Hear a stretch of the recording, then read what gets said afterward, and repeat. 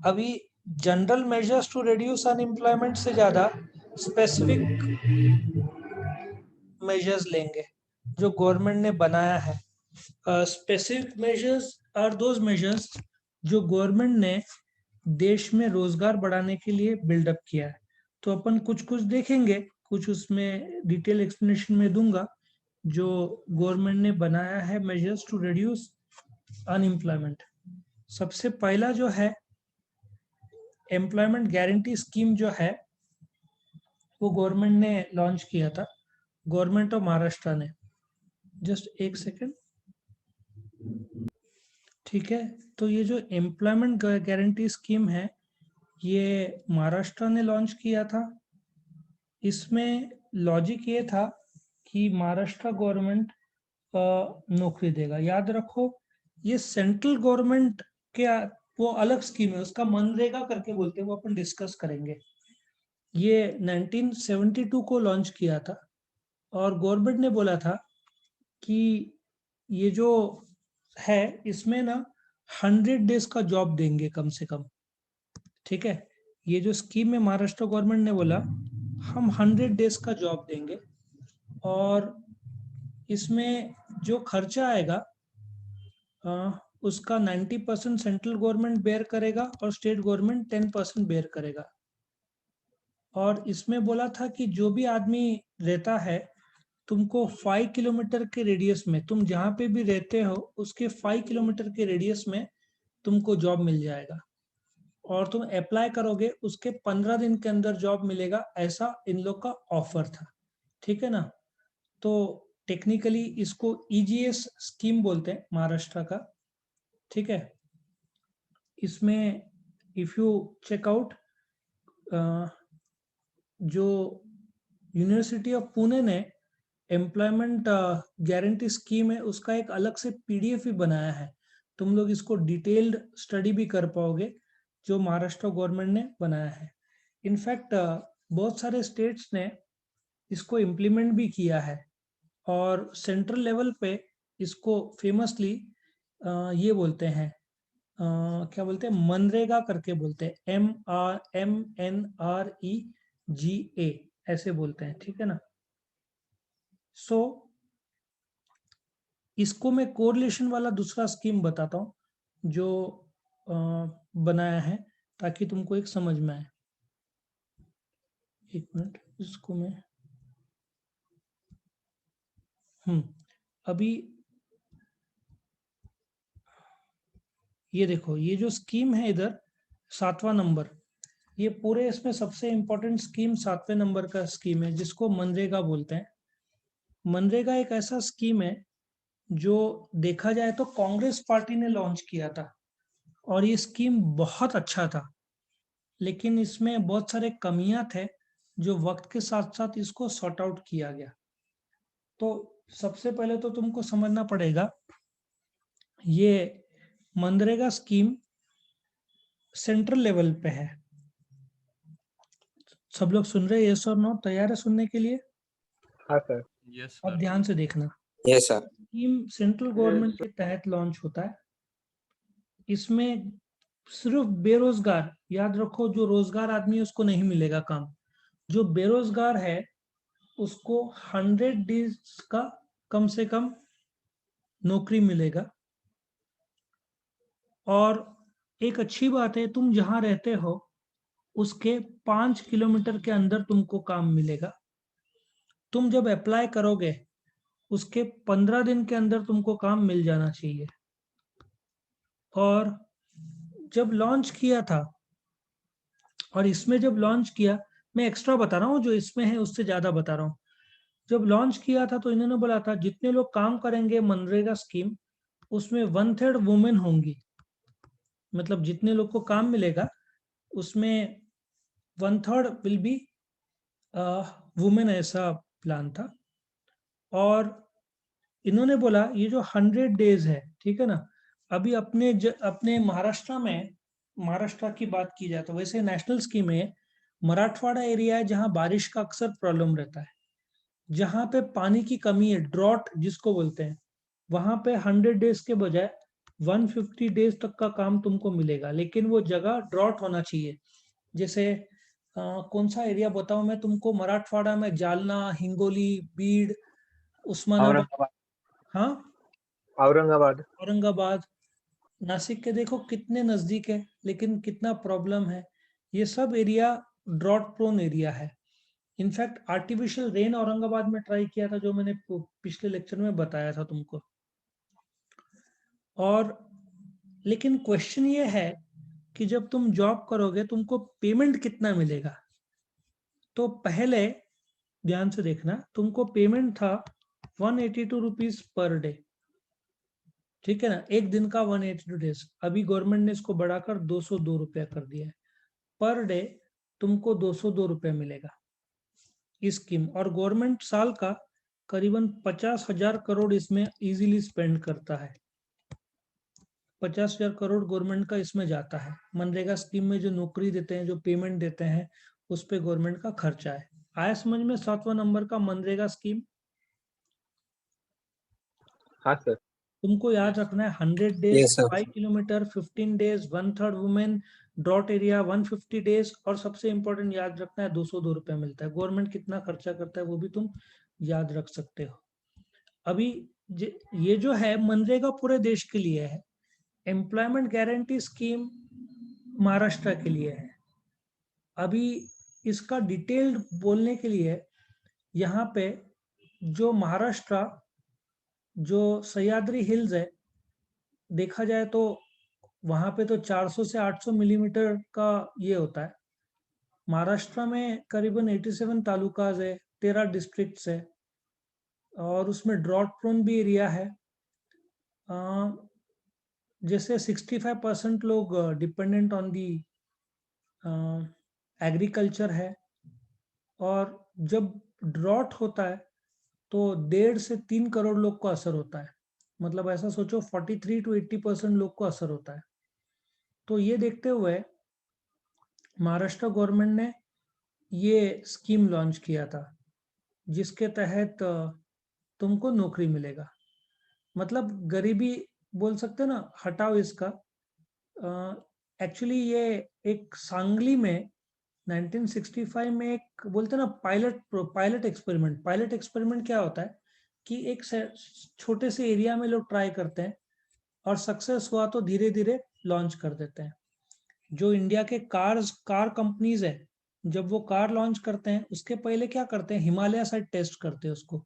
जो कार हिमालय पहाड़ियों में चल सकती है वो कहीं पे भी चल सकती है।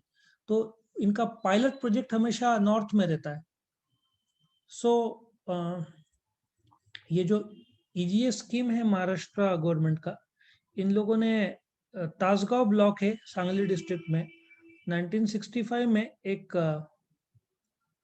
बोलते ना पायलट प्रोजेक्ट किया, और उसमें थोड़ा सक्सेस पाया, तो उसको महाराष्ट्र में लॉन्च कर दिया, ठीक है। और अगेन उसमें तालुका, डिस्ट्रिक्ट, गांव, ये सब लेवल्स है उसमें। लेकिन तुम नौकरी दोगे तो काम क्या करेंगे, ठीक है ना। तो इसलिए उन्होंने बोला कि चलो कुएं खोदे जाए, हॉर्टिकल्चर, फ्रूट्स और फॉरेस्ट और सेरिकल्चर, क्योंकि इसके अलावा तुम करोगे क्या। तो यहाँ पे देखा जाए तो इसका वेज रेशियो भी लगभग सेम के आसपास ही रहता है। और गवर्नमेंट ने बोलते ना इसमें खर्चा तुम बोल सकते हैं 1,000 करोड़ के आसपास गवर्नमेंट ने खर्चा इजीली किया है। सो ये महाराष्ट्र का स्कीम है। नेक्स्ट जो स्कीम है बोलते ना स्वर्ण जयंती ग्राम रोजगार योजना। ये तुमको याद रखना है, सबसे पहले तो ये जो स्कीम है ये सेल्फ एम्प्लॉयमेंट के लिए ही है। मतलब ये नौकरी के लिए स्कीम नहीं है। और किसके लिए है, गांव के लिए, ठीक है। मतलब जो पहला है जो स्कीम है, दैट इज ये वाला एम्प्लॉयमेंट गारंटी स्कीम। ये गांव में, वैसे गांव का फोकस ज़्यादा है, लेकिन शहर में भी ये लोग काम दे सकते हैं। लेकिन ये जो है स्वर्ण जयंती स्कीम, ये नौकरी के लिए है। तो ये लोग करते क्या है उसके लिए, और इसमें भी इनका टारगेट रहता है कि भाई हम नौकरी किसको देंगे। मेन दो टारगेट्स है, शेड्यूल कास्ट, शेड्यूल ट्राइब्स और एनटी नेशनल ट्राइब, ये दो तीन लोग इनके मेन प्रायोरिटी में थे। सो स्वर्ण जयंती ग्राम स्वरोजगार योजना, इंटीग्रेटेड रूरल डेवलपमेंट प्रोग्राम के तहत इन्होंने बोला कि जो नौकरी मिले, नौकरी नहीं, खुद सेल्फ एम्प्लॉयमेंट, इसके लिए ट्रेनिंग प्रोग्राम्स इन्होंने एस्टेब्लिश किया। और देखा जाए तो गरीब लोग को कर्जा देना, और इन्होंने अभी तक करीबन 1 लाख के ऊपर लोग को इसमें ट्रेनिंग दिया है फॉर सेल्फ एम्प्लॉयमेंट पर्पसेस। ठीक है ना। सो ये दूसरा मेथड था, दूसरा प्रकार था जो कि सेल्फ एम्प्लॉयमेंट के लिए था। तीसरा जो प्रकार है इसको हम बोलेंगे स्वर्ण जयंती शहरी रोजगार योजना। अब सबसे पहले तुमको समझना है कि ये जो योजना है ये नॉर्मली फैमिलीज के लिए है। ठीक है ना। क्या होता है कि गांव के गरीब जो लोग रहते हैं, फैमिली के लोग रहते हैं, उनके लिए है।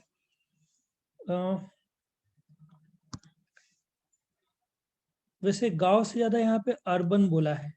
सो तुम ऐसा सोचो, इनमें 8 लाख बोलते ना फैमिलीज को इन्होंने सपोर्ट दिया है, क्योंकि प्राइमरली ये योजना फैमिलीज के लिए है।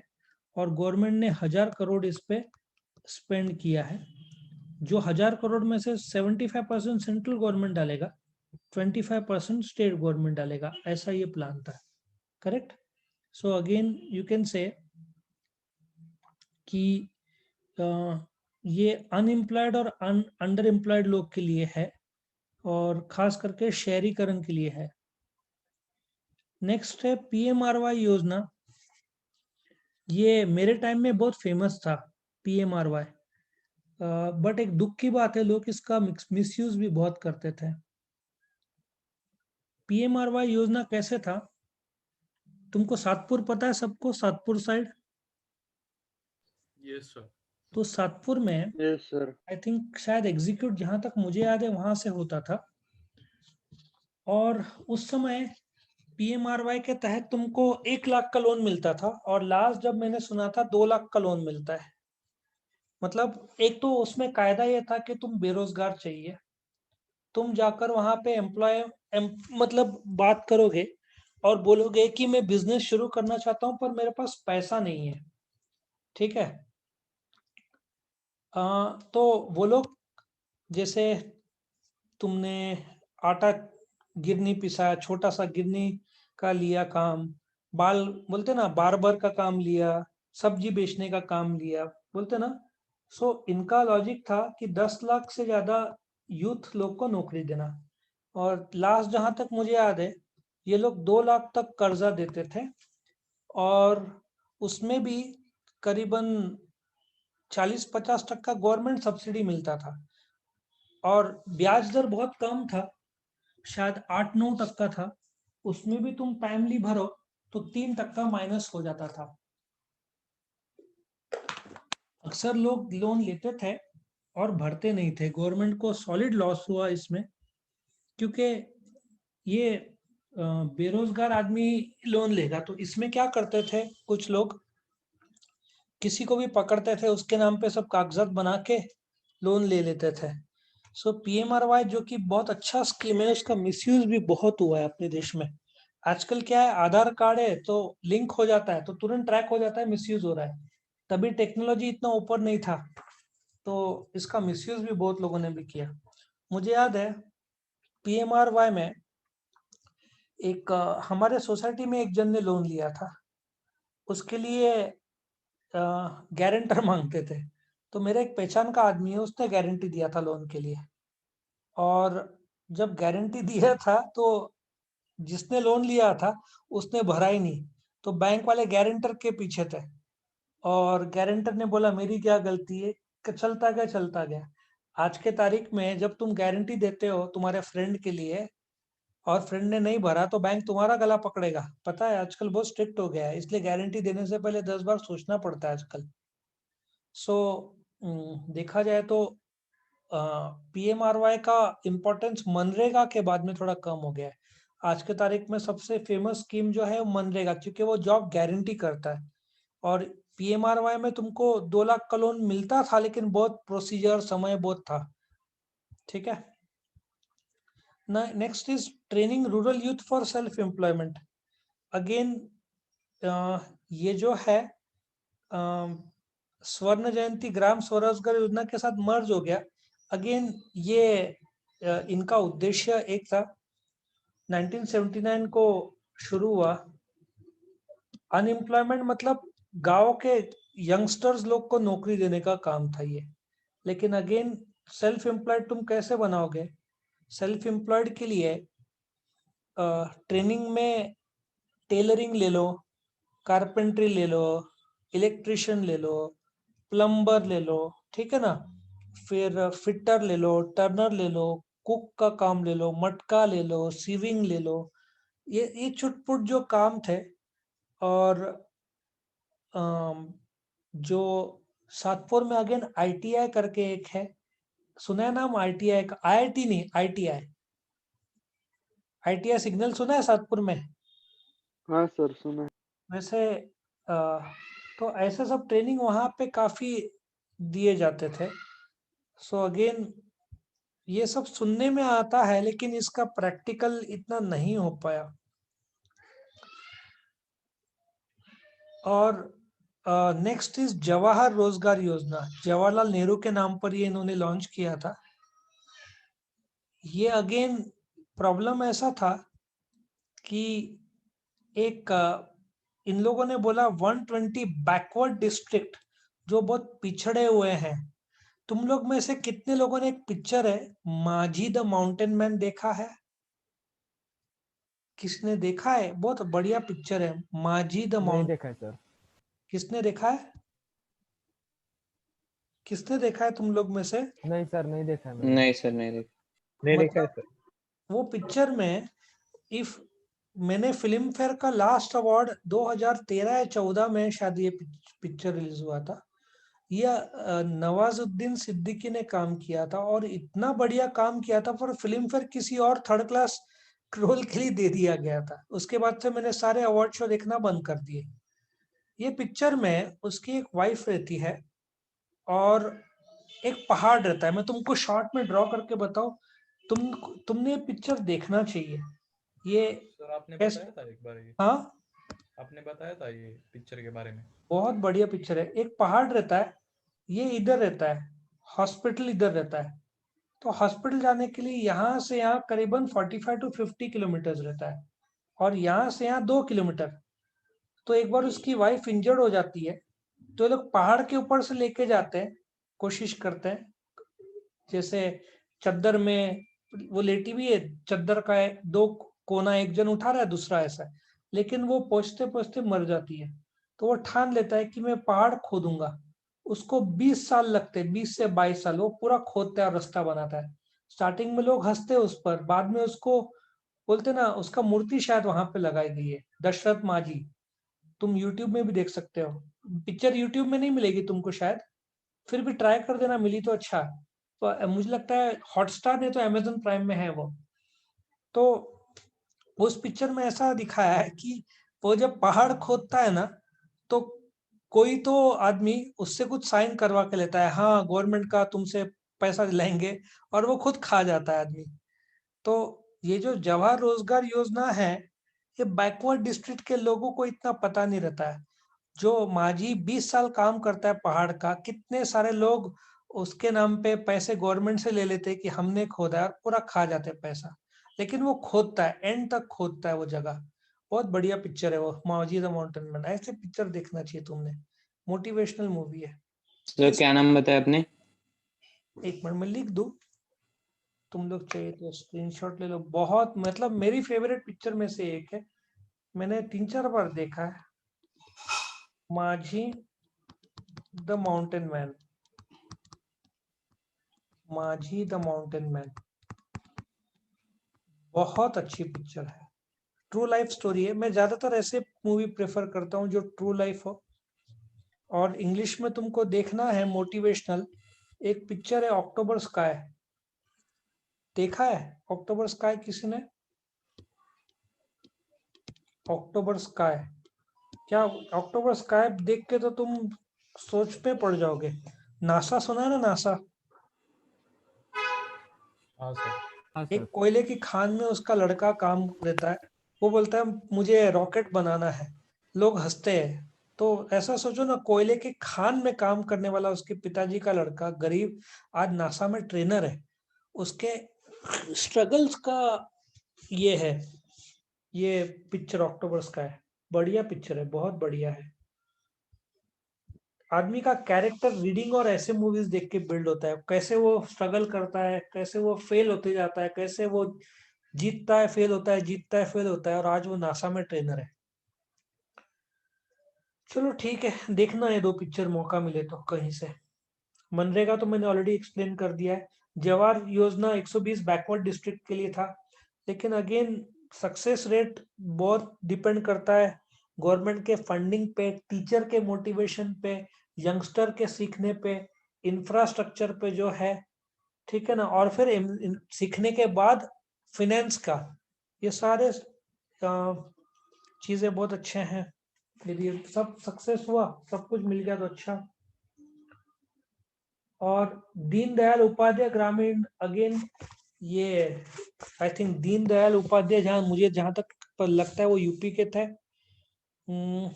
ये मिशन बोलते ना गरीबी हटाना, लेकिन इनका उद्देश्य पुअर फैमिलीज, एज ग्रुप 15 से 35 के तहत था। 2014 मतलब बीजेपी ने लॉन्च किया था ये, और it is the most important placement linked skill training under the ministry of rural development.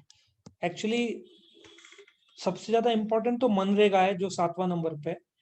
ये भी एक अच्छा था, 15 से 35 साल का रूरल यूथ, लेकिन अगेन इसका फंडिंग का प्रॉब्लम आता है। हर एक जगह फंडिंग लगता है। अब तुम्हारा मनरेगा स्कीम का फंडिंग 50,000 करोड़ के ऊपर है, इसका कम से कम 2 से 5,000 करोड़ का फंडिंग होगा, तो गवर्नमेंट का ऑलरेडी बजट कम पड़ता है। तो इसलिए कई बार ये ऐसे टाइप के जो प्रोजेक्ट्स है, इसको फंडिंग नहीं मिल पाता है पूरे तरीके से, ठीक है। और गांव में तुम जाओगे ना, रेंज रहता नहीं है, इसका मतलब मोबाइल उनके, स्मार्टफोन नहीं रहता है, तो उन लोग को फिजिकल तौर पे क्लासरूम में जाना पड़ता है। टेक्नोलॉजी का यूज नहीं है, मतलब कोई भी स्टार्टअप जो आज के तारीख में चल रहा है इंडिया में, बिग बास्केट ले लो, फ्रूट का तुम्हारे घर फ्रूट वेजिटेबल घर तक पहुंच जाएगा। बहुत सारे स्टार्टअप आजकल का ये हो गए हैं, ऐप बेस्ड हो गए। आजकल के लगभग सारे स्टार्टअप किस पे बेस्ड है? सब ऐप बेस्ड है, ठीक है ना, सब ऐप बेस्ड है। लेकिन गांव में तुम कहाँ से ऐप दोगे? तो उन लोग तो वही सीखेंगे ना, पत्थर तोड़ना और बोलते ना सिलाई और ऐसे ही काम, इसके ऊपर क्या सीख पाएंगे गांव में। और फिर national policy for skill development और एंटरप्रेन्योरशिप किया है इन लोगों ने, जिसमें खास इन लोगों ने वुमेन एंटरप्रेन्योरशिप का रोल बढ़ाने की बात की गई है। इंडिया में अभी भी 100 में से 100 एंटरप्रेन्योर्स रहे तो 90 मर्द रहते, 10 औरत रहते। अभी भी औरत को एंटरप्रेन्योरशिप के मौके कम है। और औरत एंटरप्रेन्योरशिप क्या करेगी? तुम देखो, पहली बात तो सिलाई करेगी, होम ट्यूशन लेगी, खाना बनाएगी, ब्यूटी पार्लर चलाएगी। ये चार के अलावा तुम मुझे बताओ, घर पे पापड़ और अचार और हमारे गुजराती में खाकरा और थेपला, इसके अलावा वुमेन बोलते हैं ना एंटरप्रेन्योरशिप में अभी थोड़े उतर रहे हैं। आजकल इवेंट मैनेजमेंट में मैं देख रहा हूँ कुछ वुमेन उतर रहे हैं। तो थोड़ा सा रोल बढ़ रहा है, बट बहुत स्लो है। बेसिकली एंटरप्रेन्योरशिप का कल्चर बनाने की क्यों बात की गई है? तुम अभी देखो, नया एजुकेशन पॉलिसी जिसको NEP बोलते हैं, उसमें 7वीं क्लास से कोडिंग कंपलसरी हो जाएगा। सुना है तुमने? Yes sir. ठीक कोडिंग। 2035 में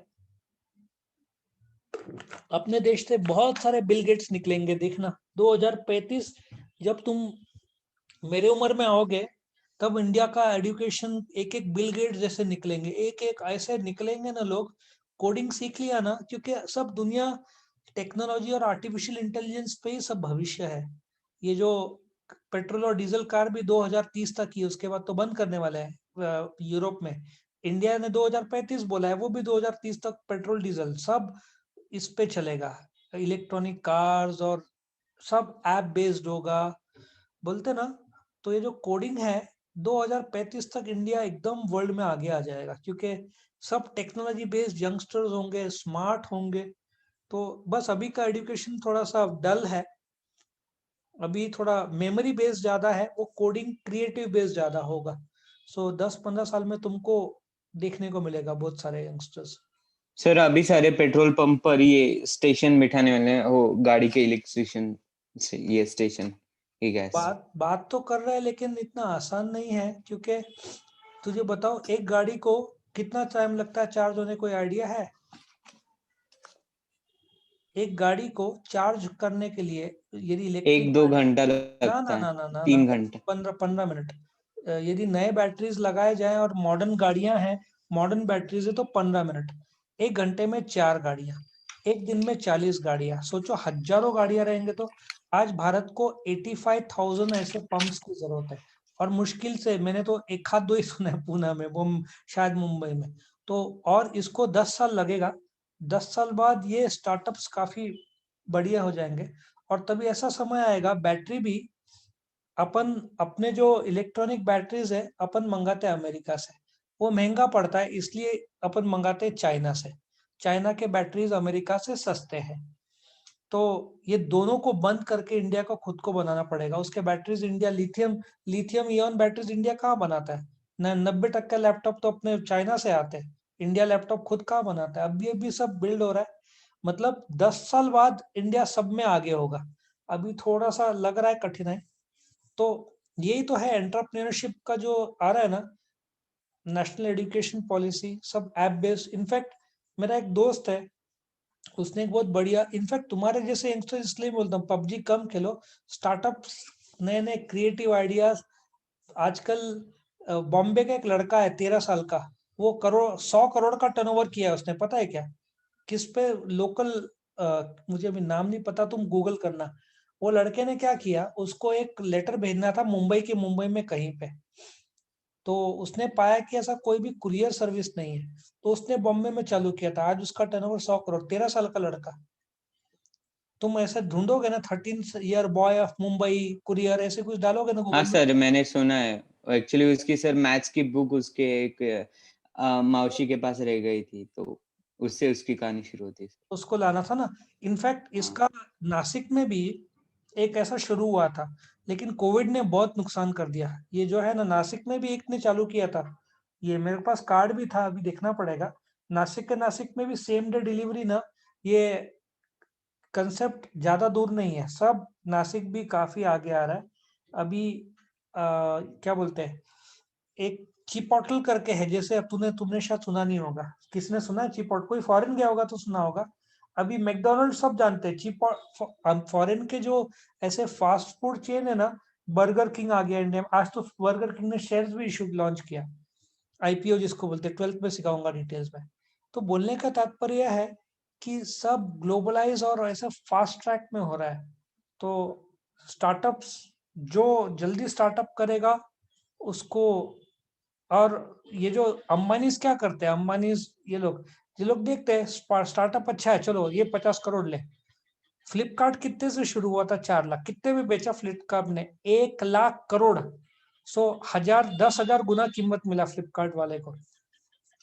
तो बोलते हैं ना, नेशनल स्किल डेवलपमेंट और एंटरप्रेन्योरशिप का पॉलिसी अभी सक्सेसफुल 5-10 साल बाद ज्यादा होगा, क्योंकि बच्चे ना कोडिंग और ये सब सीख के निकले होंगे, थोड़ा प्रैक्टिकल एक्सपीरियंस लेके।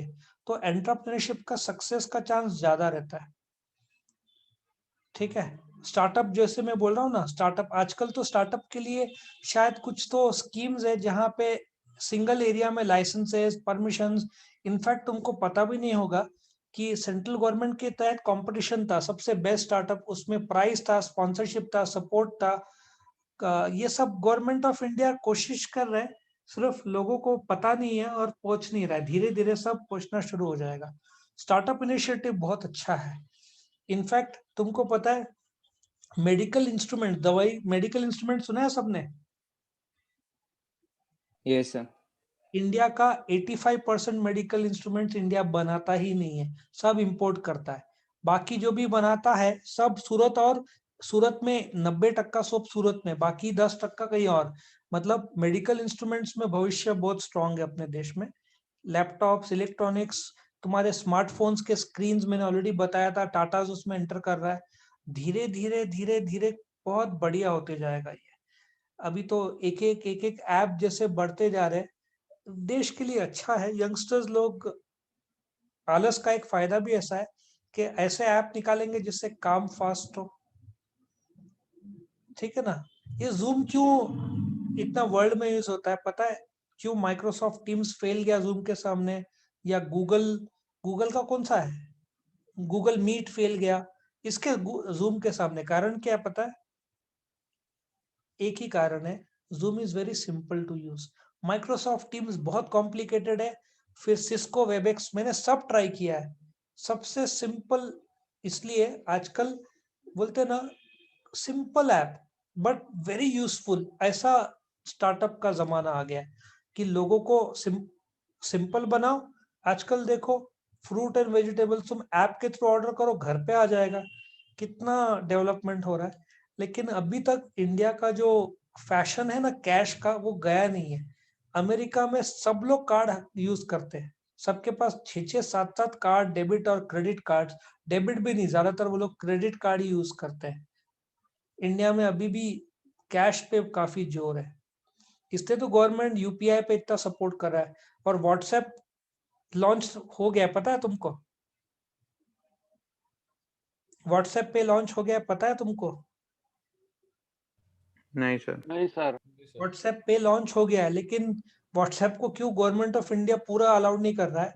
क्योंकि गूगल पे में 5-6 करोड़ लोग, फिर पेटीएम में 3-4 करोड़ लोग, फोन पे में 6-7-8 करोड़ लोग, तुम्हारा जो ये जो है व्हाट्सएप, व्हाट्सएप पे 40 करोड़ लोग हैं। गवर्नमेंट ने सिर्फ 20 लाख लोग को अलाउड किया यूज करने का।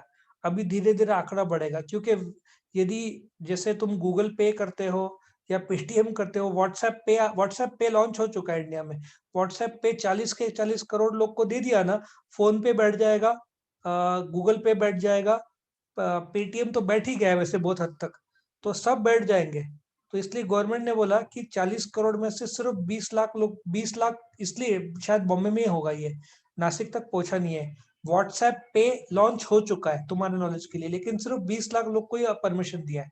3-4-6 महीने बाद और 20 लाख बढ़ाएंगे, ऐसे करते करते नासिक में आने को और 1-2 साल लगेगा। उसके बाद सारे पेमेंट्स व्हाट्सएप से ही होंगे।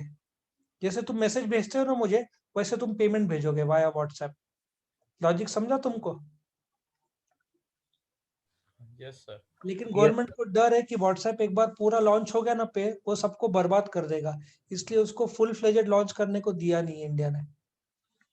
और गवर्नमेंट का कायदा है, यदि यूपीआई में 100 रुपए चल रहा है ना, तो कोई भी एक गूगल पे या पेटीएम 30 रुपए के ऊपर कब्जा नहीं होना चाहिए मार्केट शेयर। लॉजिक समझा तुमको?